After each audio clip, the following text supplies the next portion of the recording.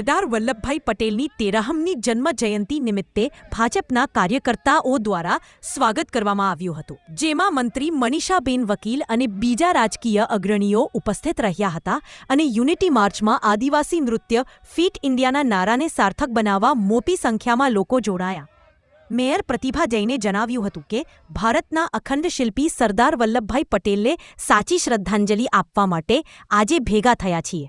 દેશની એકતા અને અખંડિતતા માટે સંકલ્પ લઈ એક ભારત અને શ્રેષ્ઠ ભારતની ભાવનાને પ્રબળ બનાવવા માટે ફિટ ઇન્ડિયાના નારાને સાર્થક બનાવવા માટે આજે રન ફોર યુનિટીનું આયોજન કરવામાં આવ્યું છે, જેને રાજ્યના મુખ્યમંત્રી મનીષાબેન વકીલ દ્વારા ફ્લેગ ઓફ કરવામાં આવ્યું છે.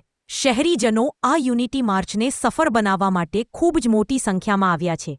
રાષ્ટ્રભાવનાની ચેતનામાં વધારો કર્યો છે. વડોદરા મ્યુનિસિપલ કોર્પોરેશન દ્વારા આયોજિત યુનિટી માર્ચમાં મેદસ્વીતા મુક્ત અભિયાનમાં લોકો જોડાઈ અને સાર્થક કર્યું છે ની મોજ માણી હતી. સરદાર વલ્લભભાઈ પટેલને ભારતના લોખંડી પુરુષ પણ કહેવામાં આવે છે. તેઓ ભારતીય બેરિસ્ટર અને રાજકારણી હતા. તેઓ ભારતીય રાષ્ટ્રીય નેતાઓમાંના એક હતા.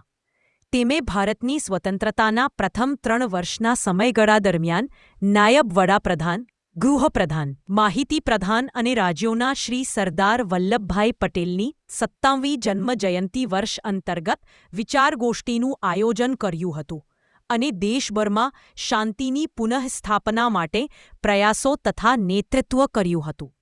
સરદારે 500 અર્ધસ્વાયત્ત રજવાડા અને બ્રિટિશ રાજ વખતની રિયાસતોને એકત્રિત કરી એક અખંડ ભારતના નિર્માણનું બીરું ઝડપ્યું.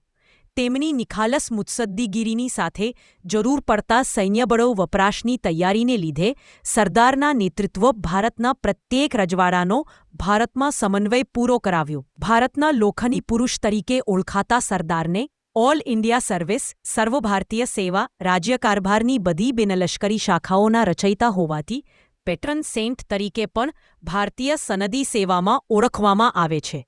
અખંડ ભારતના સ્વપ્નને સાકાર કરનાર, ભારતના એકીકરણનો જેને શ્રેય જાય છે એવા લોખંડી પુરુષ સરદાર વલ્લભભાઈ